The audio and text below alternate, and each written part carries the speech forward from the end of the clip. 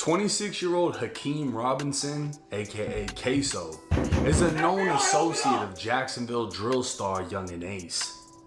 Two gangs of young men would go to war in Jacksonville streets. Two gangs of goofy. Stop it. You gotta help. use the proper terminology, folks. Identified by law enforcement as ATK, or Ace's top killers, and KTA, them all. Julio Fulio was infamously known as Ace's main rival before he was violently gunned down in a hail of gunfire in Tampa last year. Lock them His up death who would did mark that too. the end of Jacksonville drill. Ksoo, a main member of ATK, has been in police custody since 2020. Since then, He been fighting that case for 5 years? Do your homework. been found guilty of brutally murdering a rival man named Lil Buck.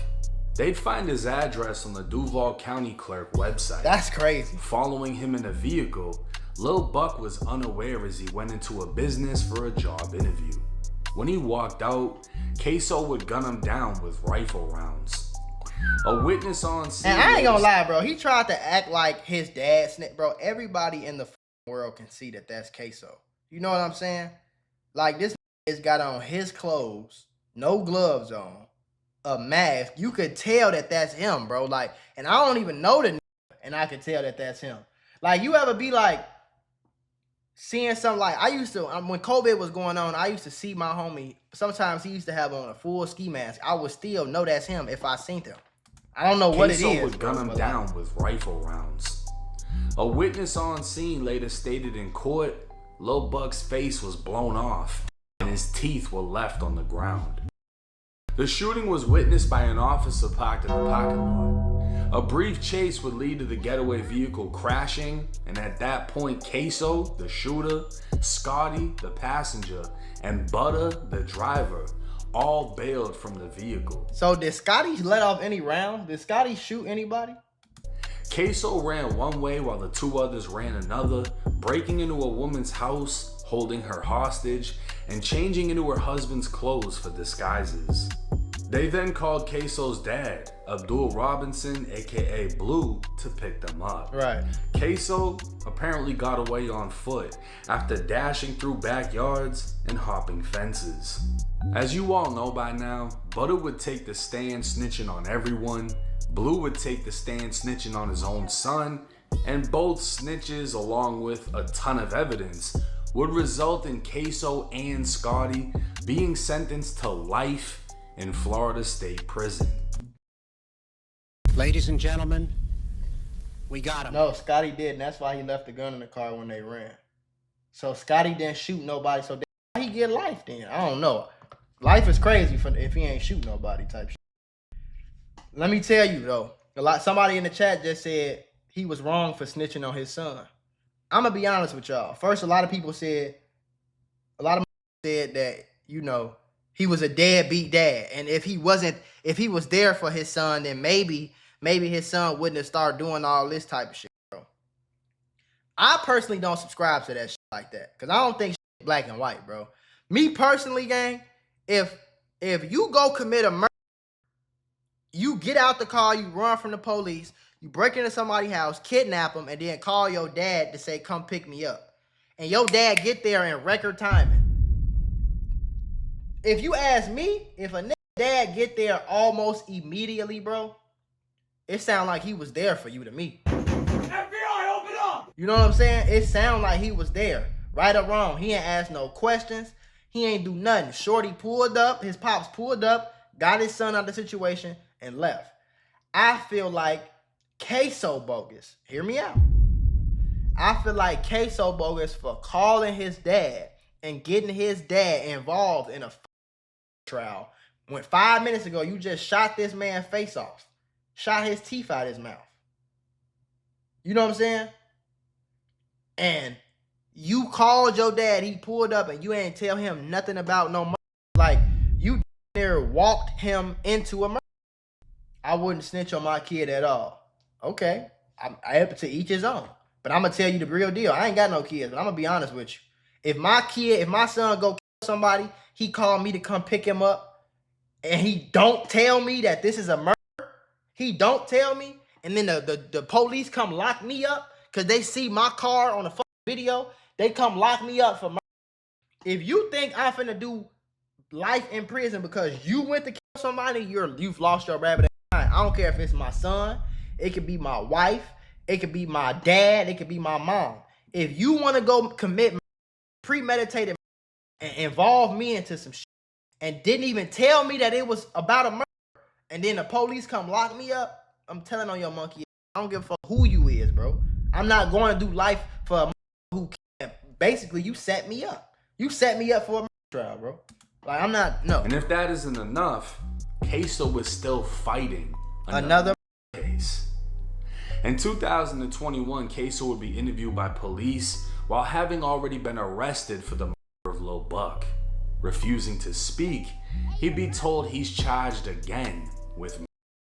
This time for the 2019 of Julio Fulio associate Lil Bibby. But he said, okay, his dad is a gang member, not no citizen. I don't give a fuck. I don't care. Because if you calling me and you want me to come pick you up from a murder, okay, maybe I am a gang member, but tell me it's a murder so I can put a mask on, so I can take my license plate off, so I can leave my phone at home. Don't call me like everything peaches and cream. You just need me to pick you up, and then I get there and you set me up for a murder. But just because I'm a gang member, I'm not supposed to snitch. But you set me up, and then when I drop you off home, you still ain't told me about no murder. I didn't learn about the murder until I got locked up. Like, no, bro. On bro grave. I feel like Ksoo bogus for even letting his dad get locked up for this shit. Hilltop Village would serve as the stronghold for Julio Fulio and all those. Why would you call your dad of all people? Back in 2019, 16-year-old Adrian Gaynor, aka Bibby, was with a friend under the gazebo by the playground. The two were looking at Bibby's phone. At the same time, a gray Nissan entered the apartment complex. Two men stepped out carrying rifles, ambushing the gazebo and opening fire. Bibby and his friend would run in opposite directions, with Bibby tripping and falling, and Ksoo is alleged to have walked up, firing several shots into Bibby's head or neck. As Bibby died shielding his head with his arms. That's crazy. Police would respond within minutes, locating 45 shell casings, all from a high-powered rifle. Detectives would collect surveillance video and trace the Nissan to Ksoo's circle. A confidential witness would later identify Ksoo as one of the shooters, but no one would draw as much attention to Ksoo as himself. That's his own self. Ksoo would sell and then snitch. I'm supposed to go to jail for the rest of my life, and yo ass killing people and snitching on yourself in the song. Ksoo didn't call his pops. That's literally what happened, bro. What story are you listening to, bro? That's literally what happened, bro. How did his dad get there? To a level of legendary status as he bragged. He helped him burn the clothes. Okay, so is he loyal or not? That sound like a who was. It sounded like a dad who was in his son's life to me. Okay, he picked you up. You found out. You told me after the murder, and then I helped you burn your clothes. I tried, nigga. And then the police came and locked me up. But you didn't tell me before. I can't do shit about it now, bro. You didn't tell me before. You told me after I already picked you up. His friends called his dad. Well, I don't give a fuck who called his dad. His dad pulled up. I don't give a fuck who it was, bro. That's besides the point. His dad pulled up to a murder that he didn't know about. And when Ksoo seen his dad, he didn't say, hell no, I'm not getting in the car with you, dad. You'll get a murder charge. Go, drive off. We just killed somebody, dad. Go, keep driving. Don't pick us up. He didn't do that. His got in the car. Trolled and continued to flaunt his murderous ways through every. And then his dog gets sick on himself, but I'm supposed to go in do his life song for him? Violent Child, he'd rap. Crazy, man. There he goes slipping with his head in his phone. I got the chrome, I'm finna hit him dead in his dome. The lyrics would match the exact investigation of Bibby. But Ksoo didn't use just music to diss so he could say, oh, it's just music, you can't use lyrics against me. Ksoo would flat the f out diss on every app possible. With baby, I'm fly with baby, I'm fly. I'm dead. Baby, you know, yeah. We smoking on baby, you already know. Oh, he smoked that baby. That's nationwide, and I'm finna trademark baby. He finna be on like Google and shit. It's gonna be like, it's gonna be like 16-year-old. Look at him trolling. He want to be cool so bad. He want to accept him as a real street nigga so bad that he's snitching on himself. He killed the who ain't did nothing to nobody, and now he's snitching on himself because he want to be accepted as a killer in the street nigga so bad that he's snitching on himself. But you want the dad to go do life in prison and keep his mouth shut? Have you lost your rabbit ass mind? Who got shot the fuck up? Hey, say hello. I'm finna put that boy on Google. I got this bib on my neck. You have got to be lost. Your mind has got to be gone. Like, for baby, bitch. I don't even know game, mama. I bang baby, bitch. Who that nigga crying about in the song every day?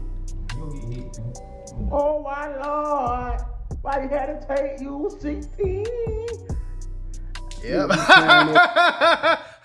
Ladies and gentlemen, we got him. Yeah, real funny. Like you got the whole rest of your life to laugh about Every it. day. I was 16. He had one dream. Nigga had a dream to die. If that wasn't bad enough, Ksoo would even diss Bibby for being cremated and laugh at his mom for wanting justice. Bless you, baby cremated. They ass out. I run that gym, bro. They cremated, man. Pull ass dead, nigga.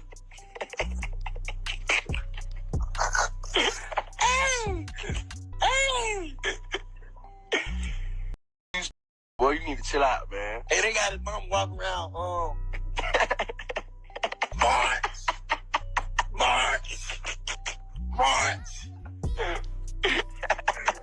We're gonna get him, March. Stupid as hell, bro.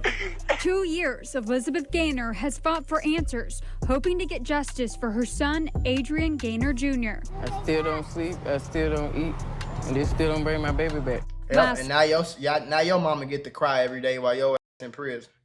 So, it's real funny, right? Everything funny, right? It's funny until it's your guys. It's funny until it's your dumb.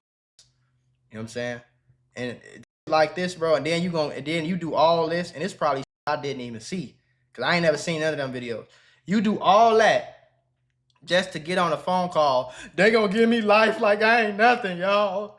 Oh, free me, y'all, free me, y'all gotta come get me, please. Fight the case, pay for the lawyer, please. And then, Yungeen Ace, no, talking about some he went broke trying to give this nigga a lawyer. Are you crazy?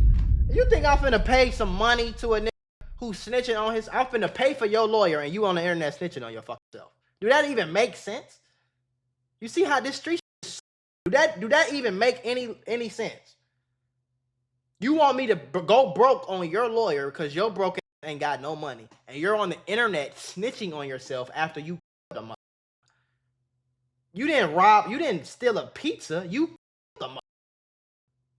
A little boy, you killed him for no reason.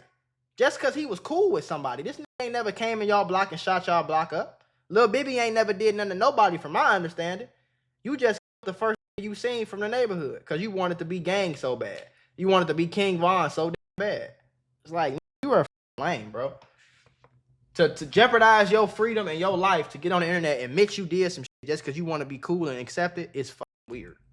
Gaynor's family All y'all learned lost y'all Hakeem rabbit ass Robinson, mind. also known as a rapper named Ksoo, was charged in her son's 2019.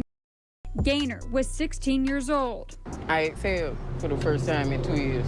I could actually take a breath for the first time in 2 years. I can finally get some sleep, knowing that they out the street. They tore up his grave, they spit on his grave, That's they crazy. urinated on his grave, That's they crazy. made fun of our rallies. That's Or crazy. whatever, they made fun of us marching, they mocked us every chance that they got. Gaynor's nickname was Bibby. His mother says Robinson named an album after her son called Bibby Out. His picture is on the cover with several other victims that she says is a diss. Robinson also wrote about Gaynor in his songs, using the lyrics, "You know we smoke, little Bibby." What was that like seeing that? That every video took my breath away. It took my family's breath away. Yeah, that's crazy, bro. I had to see that. It's guaranteed all of this is going to be used as evidence against Ksoo during the Bibby trial, as investigators have already confirmed it. And again, from my understanding, Lil Bibby ain't never do nothing to nobody. He never shot at y'all block. He never dissed. I don't know if he dissed y'all. Y'all only this man, this little boy, because he was best friends with Fulio. That's the only reason y'all did it. Y'all was just excited and on Instagram because y'all finally shot y'all gun and y'all feel like somebody gonna accept you as a gangster because you didn't kill somebody who didn't do nothing. And then y'all overly dissing them. Overly dissing them. Overly dissing them. And he ain't never did shit to y'all. He ain't never did nothing to y'all. Ksoo couldn't help brag, diss, and think he'd be able to From walk my in understanding, society while killing and killing again. Even when Lil Buck was killed in January of 2020, Ksoo only waited 5 months until him and Jada Yungeen dropped the song Step On Some.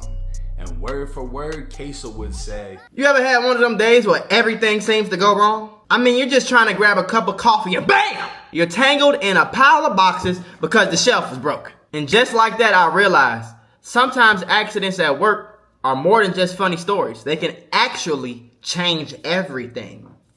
Trying to handle a workplace injury on your own, it's like trying to fix the broken shelf yourself. More chaos, more headaches, and it's no guarantee that you'll get what you deserve. You got paperwork, insurance calls, and someone always telling you to wait. It's enough to make you wish you had a secret weapon. But here's the thing, there's a team of people that fights for people just like you. For over 35 years, Morgan & Morgan, America's largest injury law firm, has been winning cases when everybody else said it couldn't be done. In Florida, someone got $12 million after a work accident, even though the insurance was ready to offer just $350,000. In Pennsylvania, a worker was awarded $26 million, which was 40 times the initial offer. These are not just numbers. They're real victories for real people, all thanks to the team that fights hard for justice. More than 1,000 attorneys across all 50 states, like a legal squad ready to jump into action. Yeah. They've recovered over $25 billion for clients. And they have a long history of helping workers get what they're owed. Because when you're injured at work, you shouldn't have to go at it alone. You can just click the link below or the QR code that's on your screen. No endless waits or confusing forms. Just a quick way to start protecting your rights today. So if you had an accident on the job, do not risk doing it alone. You can check out Morgan & Morgan, because even in the toughest workplace accidents, a strong team makes all the difference. And trust me, there's a reason why they're America's largest injury law firm. It's because they fight for the people just like you. Now come on, all my niggas about that murder. We chase your ass down, we jumping fishing like they hurdle. like, come in, oh my, about that. We'll chase your ass down, we jumping fences like they hurdles. Again, he'd be giving an exact description. Wanna be cool of so killing bad. Lil Buck, running from the car crash, and jumping gates to escape. Wanna be cool so bad, Fresh bro. life sentence. Ksoo is still waiting for a trial date, and no one should be surprised when he's found guilty and given another life sentence for the of 16-year-old Bibby. Yep, now I'll be honest, go do your with 2 you. life sentences, nigga. Ain't nobody gonna feel Ladies bad. and gentlemen, So goofy ass on. we got him. And for everybody watching, bro, if you think you finna go kill some people and that's gonna make you blow up as a rapper, you're fucking like, you stupid. I think there's more evidence in the Bibby case Right. than there is in the other one. Right. I'm gonna break down the full details as that trial starts and progresses. I'm gonna cover that shit in depth. But apparently the witness in the case was actually riding around with Ksoo. Like, he watched everything happen. You know what I mean? He watched Bibby get killed. Damn. So Ksoo knows who that is. Right. And Ksoo already got told on by his homie, by his dad. So it ain't nothing for another to step up and tell, because they know he ain't coming home. He ain't coming home. Even if he beats the Bibby case, which I don't think he will, he's still got a life sentence for Buck. So yeah. So now you in a position where they don't snitch on you, bro, and they don't really care. That's another reason why I don't feel like his dad did shit wrong. Like, it was either Ksoo get life and the dad get life, or the dad snitch, Ksoo still. It was too much evidence. So it wasn't like if the dad didn't snitch, he was gonna come home. Like, anyway, it's it was just over with, the bro. amount of dissing he did. He made it a point to always name Bibby, diss Bibby, wore shirts that said his name, wore chains with B's that he said stood for Bibby. He didn't stop. He was on some evil. It's like they say with like serial killers, usually how they get caught is they always try to keep something, you know, to like remind them of what they did. They keep something from the crime scene or something from the victim. And in this case, he just kept his name alive by repeatedly dissing him. But he didn't just diss him, he dissed the mom, he dissed the cremation, he dissed everything. Right. With zero remorse. And I mean, that'll serve him in prison, you know? Like, I see y'all saying that Bibby Spaz. I don't know who the fuck Spaz is. I remember Julio saying Spaz got shot or something like that in that song. But maybe he did. Maybe Bibby did kill Spaz. Maybe he did, maybe he didn't. I'm not saying it's impossible for him to have Spaz. But it's still for you to kill a nigga and get on Instagram rapping about it and bragging about it. And then you got the nerve to call. This young and Ace got the nerve to talking about some he went broke paying for his lawyer. I wouldn't have paid for his bum ass lawyer, nigga. You gonna get life regardless. What the fuck I'm gonna go spend $500,000, $1 million on your lawyer for, and you gonna go to fucking jail for it anyway.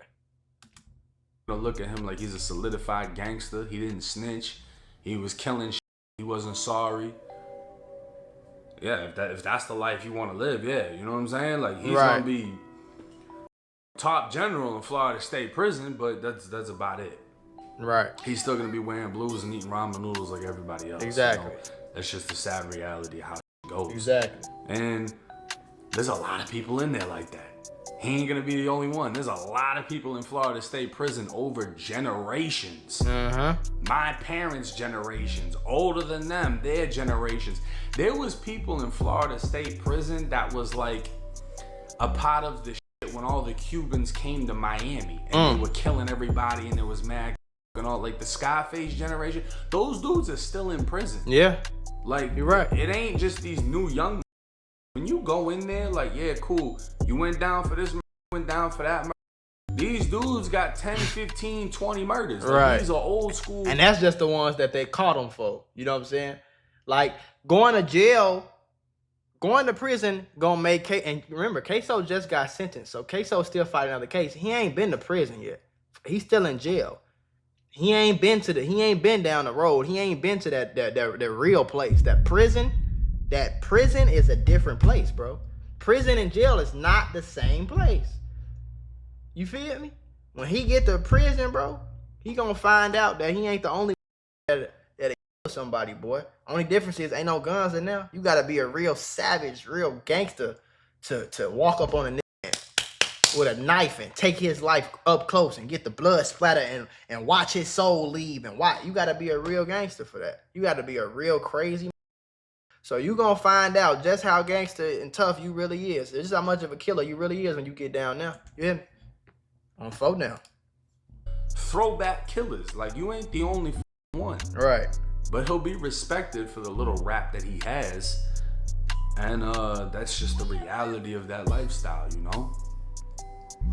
A lot of people on the internet salute him and then they wake up and go to work at Best Buy or some shit. You know what I'm saying? Like, they're like, oh yeah, he's a real one. And they go clock in. Like, they have nothing to do with that shit. They have nothing to do with that lifestyle. But they praise it. Yep. And that's why there's a repetitive cycle of this. You know, I firmly believe that Ksoo, his father left a blueprint within him. His father gave the persona of a gangster, and Ksoo picked up on it, became worse. I agree with that, though. That's exactly how I feel this played out, but Ksoo wasn't the victim. Ksoo ain't no victim. Bibby was the victim. Buck, you could say he got himself, right? He was doing all that dissing and shit. Yeah. It is what it is. Bibby was 16 years old. I don't believe I've heard anybody say Bibby anybody or it was confirmed he killed anybody. You know what I mean? And the way he went out was insane. And if you don't want to say Bibby's a victim, well, his mom is. Right. Right? His mom don't need to get dissed. His mom don't need to get made fun of and all that shit. And he let it be known. And literally, Ksoo's, whatever you want to call it, was Ksoo make your face go. And that's exactly how they said Lil Buck went out, with his face blown off. Damn. But hey, let me know y'all's thoughts and comments in the... Nah, for real. Stop enabling these rappers. Need to promote a better image, a better message. You know what I'm saying? But that's why I got this channel and that's why I do these vids, bro. Because somebody got to push the narrative that this shit lame, bro.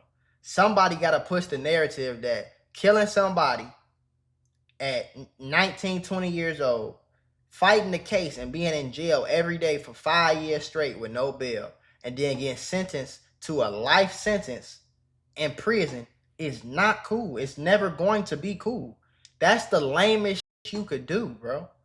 But for some reason, they make it seem like that this is the cool thing. They make it seem, oh yeah, he a real one.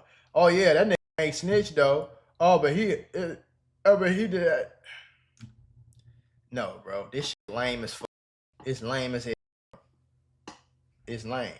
Stop Mako J-Main trial. I'm gonna tell you the difference between J-Main. I'm not going to O-Block doing a thing. Do your homework. And even if I did go to O-Block, I'm gonna be. I ain't never did none. I ain't never did none of them. I ain't never dissed them. I ain't never dissed nobody. You cannot pull up no video of Mac Mula dissing anybody. Even when I was in the streets. I don't even like saying that shit. Even when I was involved with dumb shit. You know what I'm saying? Even when I was involved with some dumb shit. You would never see me on no internet, on no picture, on no video, on no nothing, dissing no or dropping no gang sign or dissing a hood. You can't pull that shit up. You cannot type that in on Google and type in Mac Mula disses anybody.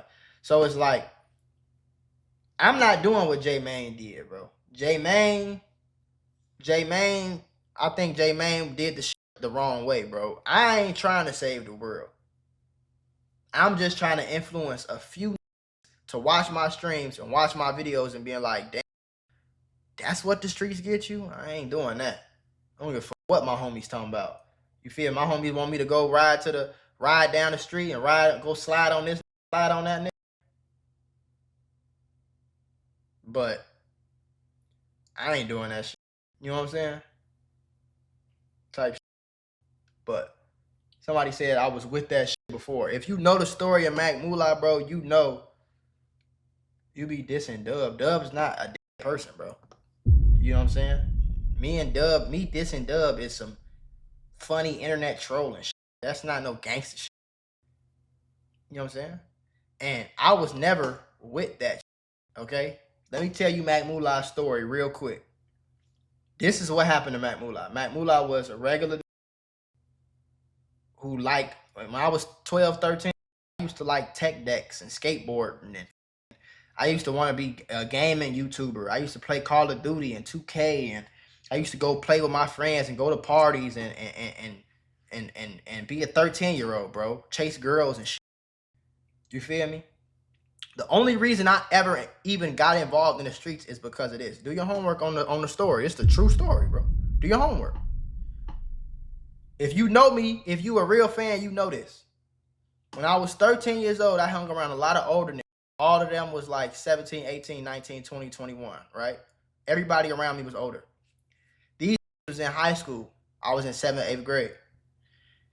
They was getting into it with some at their school and fighting, repeatedly fighting to the point where they got kicked out of school because over a girl. Because my homies got this girl that this other nigga wanted, and he took that animosity out on my homies. So now they at school fighting. One day, close to the summertime, I'm standing outside with my homies. These pull up shooting. And that's what changed everything. You feel me? These pull up shooting. At this time, none of us got no gun because we not street, bro. Like, yeah, some was doing illegal shit. I had a few scammers with me. I had a few that was selling. I was with one trying to hurt nobody. I was with wasn't on no gangster timing. They wasn't sliding. They wasn't none of that. So as these pull up shooting at us, we don't know what the fuck going on. We like, hold on. You feel me? My homies don't even got no guns really to shoot back at these. But as we running and scattering, this is the first time I ever got shot at in my life. As we running and scattering and don't know what the fuck to do and scared for our life, everybody look up and we see the nigga hanging out the car. We see the nigga hanging out the car shooting. He's screaming at us like, yeah, y'all some woo-doo-woo. So it's like, okay, from that point on, I was 13 going on 14. At that point on, my homie's like, hey, bro, we ain't want you to get involved with this shit. This shit and got crazy. Here go a gun. I'm like, hey, I don't want no damn gun, nigga. He like, you want to die? I said, hell no. He said, you know, we getting kicked out here, right? Yeah, hell yeah. Take this gun. He gave me like a Glock 19 or a 17, one of the two. He gave me a Glock 19 with the serial number scratched off, dirty as hell. Taught me how to use it. A few days later, we went outside late at night. We went shooting at like a bunch of cans and bottles and shit to get our aim right. And that was it. And from that day on, bro, I was down street nigga. I had a gun on my waist. You feel me? And every day I had, bro, I never do it, but I can still go on Facebook and find, I'm 14 years old. The same as Bibby, bro. And that's why I subscribe to like that, because really tried to kill me because of who my homies was. You feel me? It was really on Facebook like, yeah, we know you go to Kenwood, boy. We gonna catch you. We gonna kill you before you come to school. Not because I did something to these, because my homies was fighting them at school over a girl. Y'all came up to our neighborhood shooting at us for no reason, bro. Y'all came up to our neighborhood shooting at us, trying to kill us. So now every day I wake up, I'm scared for my life from 14 until I turn 17, bro. From 14 to 17, I was scared for my life. I brought a gun to school. I used to sneak. I used to have my gun outside of Kenwood Academy, bro. I used to stash my gun outside because I was scared on 4th grade. As soon as I left school, I went straight to the block so I could have some help. You feel me? And it's been a few attempts. It's been a few real attempts on my life, bro. Not because I did something to these niggas. I ain't robbed these niggas. I ain't shoot at these niggas. I don't even know these niggas. Only reason I know who they is because my homies been telling me about the fights they getting into and shit at school. You feel me? So it's like 14, 15, 16. It's like, I ain't got no choice but to be in the streets now. I gotta sell some drugs so I can have me some money so I can buy a new gun or bail out of jail or I can pay for this car that we need to ride around in. Me and my homie splitting gas and splitting car payments and shit. I've been doing this shit since I was 13, 14 years old, bro. And I never chose this shit. So by the time I turned 17, 18, I swear to God, bro, by the time I was 18, all my homies was there. All the who was quote unquote ops in jail. All of them. You feel me? All of them. Only one of my homies from that time, it was probably like 7 or 8 of us. Only one of my homies that used to kick it in that friend group, and it was probably like 9 or 10 of the other that was into it with us. They all died. Like most of them went to jail for killing my homies. And my homies died in shootouts. My homies went. One homie of mine went to jail. You know what I'm saying? A few of my homies was killing them, and they'd come back and kill my homies, and then they'd get locked up for it. Like that shit was going on. And when I turned 18, 19, bro, I looked up all the I was kicking it with, all the we was into it with, they in jail. But the greatest part about this shit was I was finally free. I'm like, I don't have to do this shit. I got a memory to this day I never forget. I went to Lake Michigan, late as hell at night, right on 53rd Street, right in Hyde Park. I went to Lake Michigan. I had some drugs in my pocket that I was still selling. I had a gun on me that I had. You know, this was my gun. I threw that gun in the lake. I threw them drugs in the lake. And that was the last day I did anything street related, bro. I was completely gone out the streets. I used that as a stepping stool for my life. I said, I ain't got to do that shit no more. Thank you. You know what I'm saying? I ain't get on Instagram like, yeah, I'm a real one. I can tell you now, bro. Yeah, I shot my gun before. I had to. 15 years old, I shot my gun. I was with my homies. We robbed some people before. I sold on a consistent basis every day. You know what I'm saying? But I was never proud of that shit. I always dreaded it, bro. I'm like, man, I just wish these wasn't trying to kill me, bro. I just wish these. And looking back on it, bro, honestly, I wish I would have just went to my mom and like, Mom, Dad, they trying to kill me. I didn't even do nothing. We got to leave Chicago. And I know for a fact both my parents would have went broke moving me somewhere. You know what I'm saying? We would have moved to California. We would move back to Cali. We would have moved to Texas. We would have moved anywhere. You know what I'm saying? Just or just to the suburbs. We'd have moved anywhere. But for whatever reason, I ain't come to my parents. I never told them that was going on. You know what I'm saying? I just thought I was stuck. Like, it didn't even come in my mind like, hey, bro, go tell your mama so y'all can get the fuck on. Like, that didn't even cross my mind. So I'm 14, 15 years old, and this that's grown, 19, 20 years old, looking for me to kill me because they know if they kill me, it'll hurt my homies. That's the story, bro. So when y'all see, like, whenever I talk about my experiences outside in the streets, bro, don't think that I'm bragging about it. Don't think that I think that this shit make me cooler than the next. Don't think this shit make me, I don't think that I think that this shit make me realer than the next man, because it don't, bro. The only thing it gave me the opportunity to do was to talk to niggas like y'all and talk to kids, bro. And it's been real life kids that is text me in my group chats all day like, hey, bro, you taught me about stocks. You taught me about YouTube. You taught me about these faceless channels. You taught me about crypto. I was in the streets. I went to jail. I came home. My mama was disappointed in me, and now I make $1,000 a week. You feel me? Now I make $1,000 a week. I'm 19 years old. That is the reason I do what I do and say what I say and talk about what I talk about and preach what I preach and tell y'all these stories, folks. You feel me? That's why. It's not because, oh, I'm a real killer. I'm King Von. I was really out there. The whole time I was out, I was scared as hell.